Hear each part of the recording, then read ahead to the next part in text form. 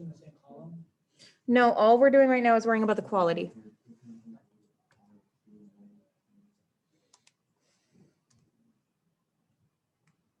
Is anybody having problems with remembering how to do this? It's hard to remember where everything goes. I want you to remember also that these numbers are a sample, right? This because we're going to be talking about the whole school, like if the whole school was to make pig drawings, what we think that the quality of the whole school would be. We're going to need this information. Okay, so it is a sample, so we're going to be using S and X bar. Let's see, stats. Did you guys get 6.2 here? So wait, what else do you do? So you go stat edit, right? And then you do one variable stats so that you run it so I can see the X bar and the. Oh, so then you do. So it'd be stat, calc, one variable stats, and then enter. You do quit, right? You do quit and then. Yep. Oh. Go over to calc and hit enter on one variable stats. I got like 6.21 here. And 2.58. Did I mess it up? Tanner, you didn't get the same thing as I did? I don't know. Okay, so are you looking at this? Yeah. Okay, and so X bar, that's the mean, the sample mean. And then S, that's the sample standard deviation. Megan, did you get the same numbers we did? Okay, how about you, Michaela? Where do I put the numbers in? Under L1? Yep. So you go stat and then edit, and then under L1, you put in those numbers. Oh, wait. And remember that you have to go up to L1, clear it first, because like you can sneaky have like extra numbers down here and then forget about those. And then once you've done that, you hit second quit and then stat, go over to calc, one variable stats, enter. Okay, so we're going to use this information in just a bit. All right, so today we're going to be doing this. Do you remember yesterday we were doing confidence intervals for a population mean when we knew what the population standard deviation is? Now we don't. Today we know the S, just the sample standard deviation. So what we're going to do is just two examples. We're going to do one with directions, and remember, because you guys seem to like that, right? And then I'm going to do example one at the same time. And then for example two, I'm going to have you guys make a 90% confidence interval for the quality of the cow drawings. And we just got the stats that we need for it. Pig drawing. Sorry, pig drawings. I think the first time I did this, I did cow and then forgot to switch them down. But thanks for like pointing that out. Mitch was like, I won't let this pass. No, I thought we were gonna do cow drawings actually. Oh, okay. All right. Fair. All right. I'm going to stop sharing for 1 second because I'm sure that this is annoying for you. And I don't have to show them you anymore. When I share my screen and it's like my computer instead of just my document camera, I think it shows a lot of extra stuff. Am I right, Michaela?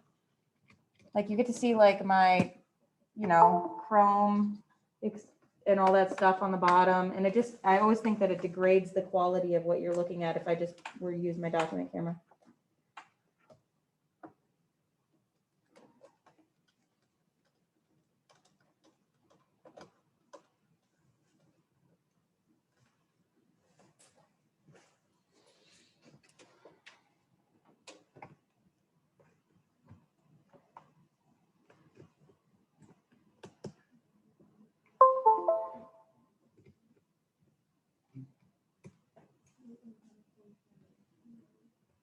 Okay.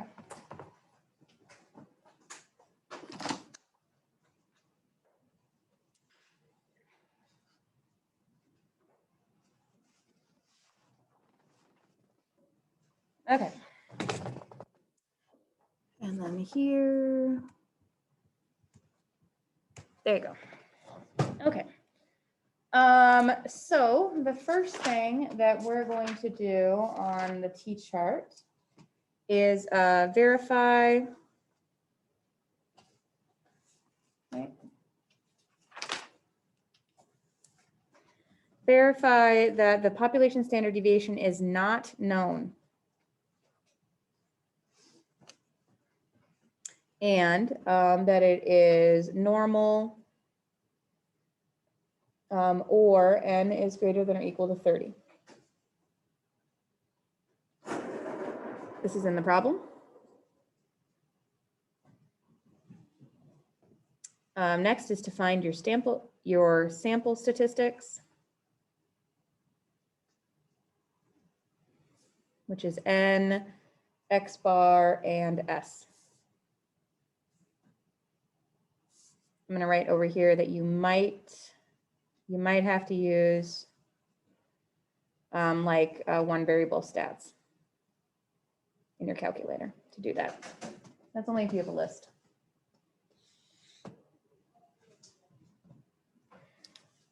Okay, so we're going to start by just doing that stuff so far in the problem below. Leave it up a moment longer.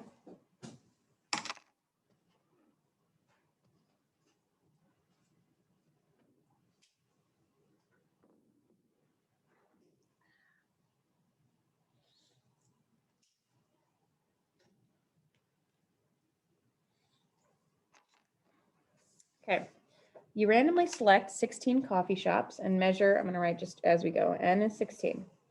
Measure the temperature of the coffee sold at each. The sample mean temperature, the sample mean is 162 degrees. And the sample standard deviation is 10 degrees. And we're going to do a 95% confidence interval. Now we know, remember how step 1 says verify that sigma is not a known. That means that we don't know the population standard deviation. And just because it says right here that this is a sample standard deviation, we're assuming that we don't know the population standard deviation, okay? And it says it has to be normal or n has to be bigger than 30. So there's that word normal. So we can do this problem. So this is step 2, and the stuff that I highlighted was 1. Okay, now we're going to get a little different than we have before. Michaela, you got a book in front of you?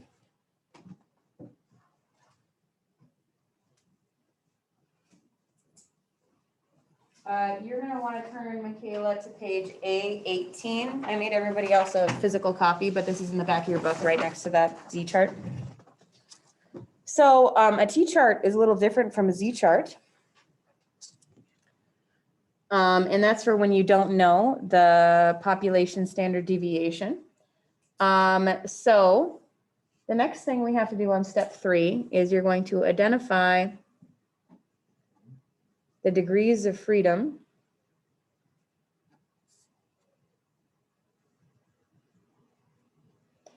and the T sub C. So remember we had a Z sub C before when it was the confidence critical values for a Z table. This is a T table. It's called a T distribution. And if you're wondering like how many tables like this are there, this is like it. Okay, so don't freak out like, oh, is there gonna be 8 tables? Two tables. You're okay. Anyway, so everybody take out that table. We're gonna talk about how to look at it.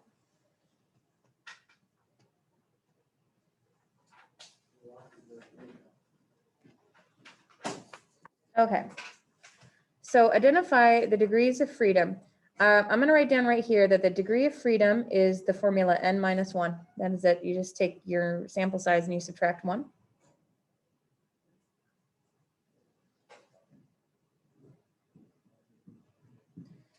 And then you have to find out what this is. Now this number is still how many standard deviations you are from the mean. And you'll see that like with a confidence interval, when this is all for hypothesis testing, you don't need to worry about that yet because that's next chapter. But for a confidence interval, the score is like negative T or positive T. But again, this is how many standard deviations away you are from the mean. The reason why when we look this up, we don't look up n, we look up n minus 1 is like the same reason. Remember how when we divide, when we're doing standard deviation, we divide by n minus 1, right, instead of n. So here's how you look it up. Everybody watch. In this problem number 1, it says it's a 95% confidence interval. So do you see this like top column here where it says like level of confidence and has 5 rows? Okay.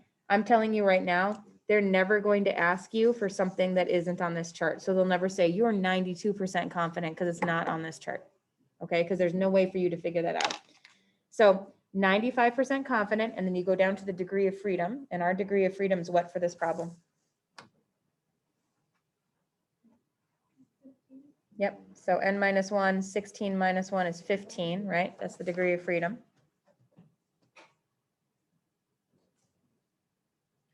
So we're going to go down to 15. So 95 and 15 meet at, I got 2.131. You guys get the same thing?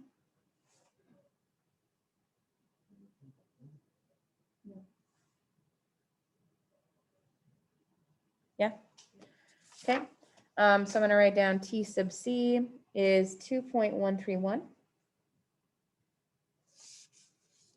I'm also going to write up here in my directions that this is the T chart on page A18. Just in case you ever lose your stuff. All right. Step 4, find the margin of error.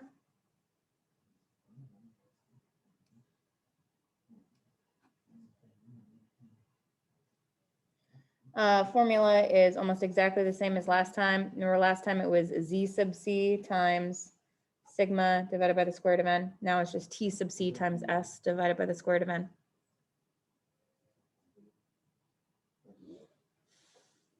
Then you got to make the confidence interval.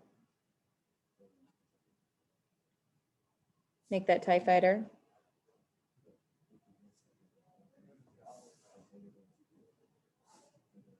And remember that we got that X bar in the middle. Over here is X bar plus the error, and over here is X bar minus the error.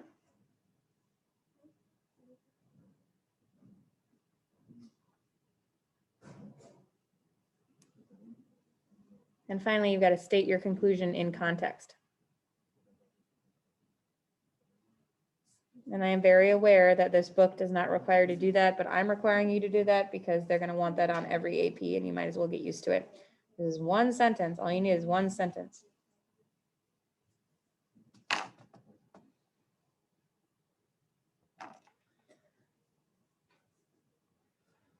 All right, so step 4.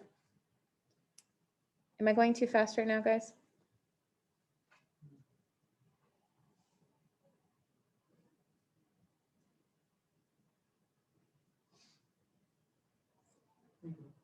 Okay.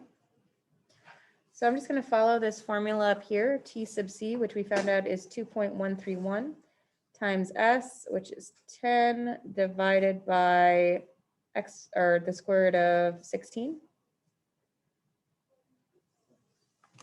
Go ahead and put that in your calculator really quick.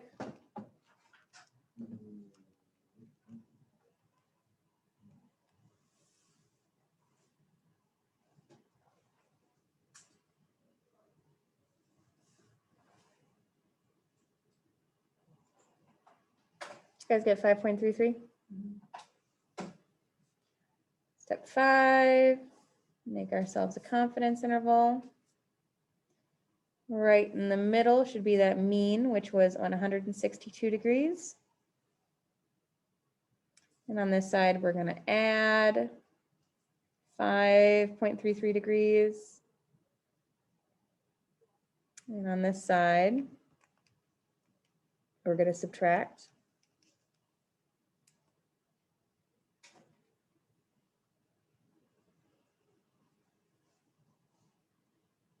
Then we got to write a sentence.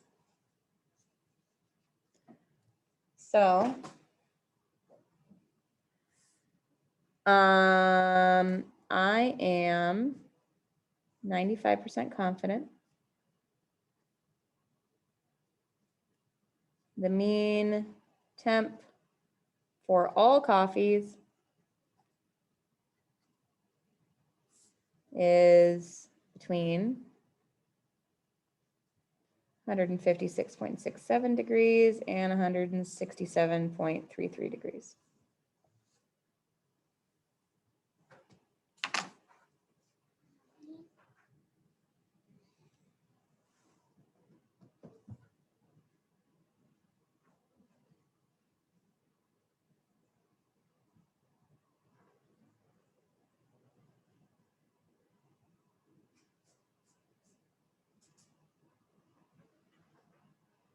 Okay, now I'm gonna let you choose how we finish the class out today because I am trying to be somewhat respectful of your time. Not always, as you know. I told a story about TikTok today. Not quite respectful, right? But almost. So here's my question. T-chart to make a 90% confidence interval for the quality of the pig drawing. Assume that these are normally distributed. Okay, so what we could do is we could, I guess, do three things. The first thing we could do is completely skip this example, which I would not recommend because I think we should at least try it and make sure that you guys can still do this, right? Option number two is you all try this individually. You come up to me, you show me your answer. When you got your answer, I'm just like, cool, go under your homework. I help you if you need help. Option number three is that we get partners, we compete for prizes. Takes longer, more fun. Anybody have an opinion? We can try the sample by ourselves. Try it by ourselves? All right, everybody try this one by themselves. What's the N?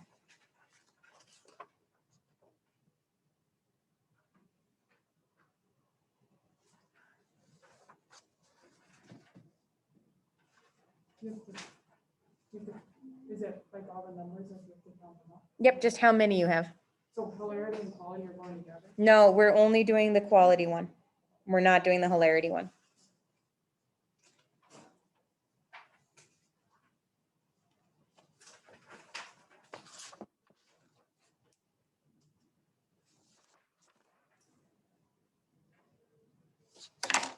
Stop recording now.